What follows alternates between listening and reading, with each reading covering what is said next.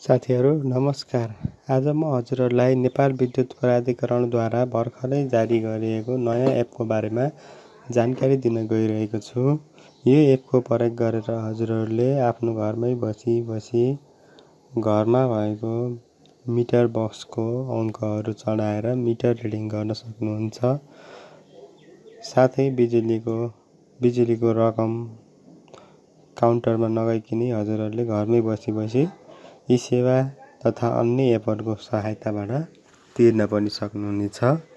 र यो एप सुरु गर्नु पूर्व हजुरहरूले आफ्नो मोबाइलको गुगल प्ले स्टोरमा जानुहोला। गुगल प्ले स्टोरमा गइसकेपछि गुगल प्लेको सर्च बक्समा NEA भनेर सर्च गर्नुहोला। NEA सर्च गरिसकेपछि त्यसपछि नेपाल इलेक्ट्रिसिटी अथोरिटी NEA भनेर आउँछ। यसलाई इन्स्टल गर्नुहोला। मेरोमा चाहिँ यहाँ इन्स्टल भइसकेको रहेछ र इन्स्टल गरिसकेपछि ओपन गर्नुहोला यसलाई। त्यसरी यो एप खुल्छ।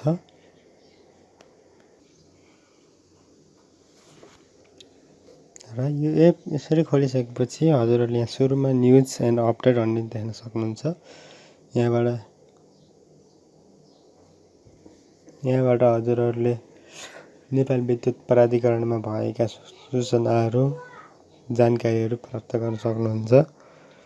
अनलाइन बिल पेमेन्ट, यसबाट हजुरहरूले फेरि आफ्नो बिल अनलाइनबाट पेमेन्ट गर्न सक्नुहुन्छ। यहाँ यी सेवा रहेको छ। नेपाल इन्भेस्टमेन्ट ब्याङ्क आदि ब्याङ्कहरू रहेका छन्। City express private limited, Himalaya bank, Mahalakshmi विकास ब्याङ्क आदि रहेका छन्। र अहिले चाहिँ हामीले यी सेवा राखौँ। अनि यहाँ स्टेपहरू रहेका छन्। तलका संस्थाको वेबसाइट अथवा मोबाइल एप्लिकेसन खोल्नुहोस् अनि यहाँ विद्युत प्राधिकरणको अब क्लिक गर्नुहोस् भनेको छ। यी स्टेपहरू मार्फत हामीले पैसा तिर्न सक्छौँ। र अहिले मैले यसलाई छोडिदिएँ यत्तिकै। त्यसपछि यहाँ अर्को छ, अब हामीहरूलाई चाहिने अनलाइन बिल पेमेन्ट इन्क्वायरी। अब हाम्रो बिल यहाँबाट हेर्न सकिन्छ, बिल पेमेन्ट इन्क्वायरी भनेर। यहाँ जानुहोस् तपाईँ। यसमा चाहिँ अब आफ्नो काउन्टर सिलेक्ट गर्नु होला, आफूले बिल पेमेन्ट गर्ने काउन्टर। मैले चाहिँ अब यहाँ ऋणी सिलेक्ट गर्छु, मेरो काउन्टर ऋणी भएको हुनाले।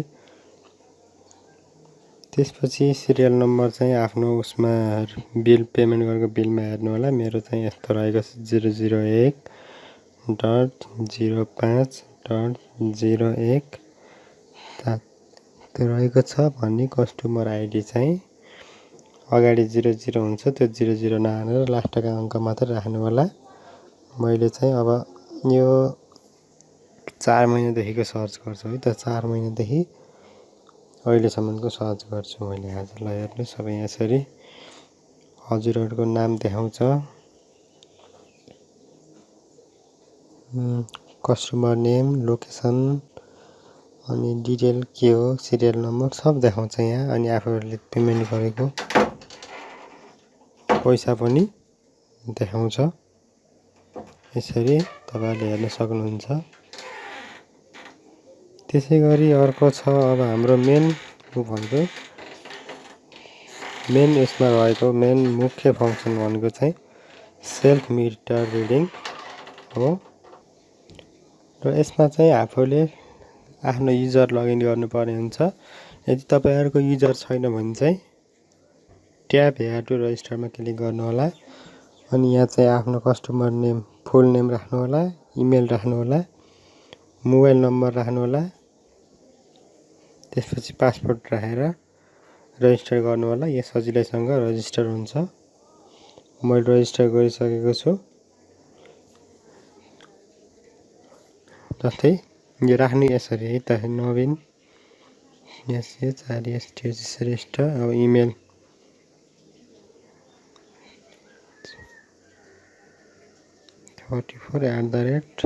@gmail।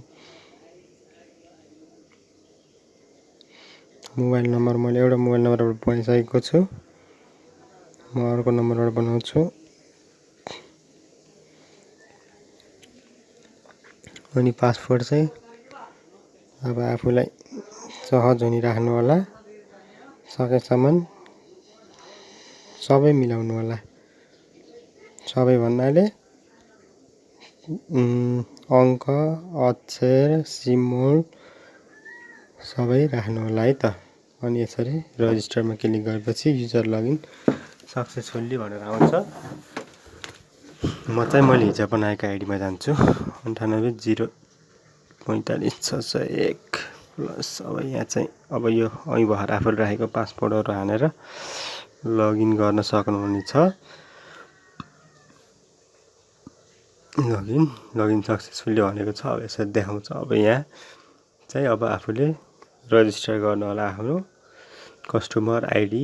सबैभन्दा पहिला यहाँ सर्च गर्नु होला आफूले मिटरको पैसा बुझाउने काउन्टर मेरो रेडी हो, त्यही भएर म रेडी सर्च गरेँ। त्यसरी कस्टमर आइडी 213 सर्च गरेँ मैले। अनि सिरियल नम्बर चाहिँ 001.05.017 हानेर सबमिट गरेँ मैले है त। कन्ज्युमर अलरेडी रजिस्टर भनेको छ। साथीहरू यस्तै गरेर हजुरहरूले पनि रजिस्टर गर्न सक्नुहुन्छ। मेरो यो पहिले नै रजिस्टर भएको भएर यो भएन।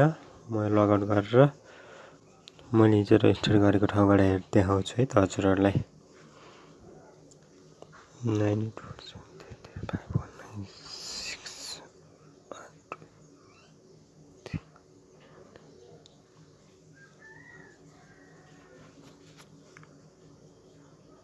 लगइन सक्सेसफुल्ली यस्तो हुन्छ त्यो रजिस्टर भएको भए है।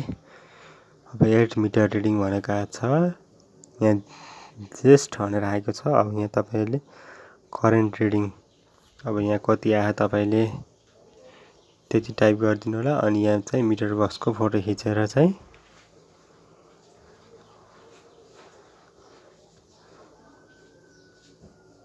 अनि 4865 हानेर यहाँ सेभ गरिदिनु होला। सेभ गरिसकेपछि यसले अटोमेटिक मिटर रिडिङ गर्नेछ। धन्यवाद। मैले चाहिँ अहिले सेभ गरिनँ।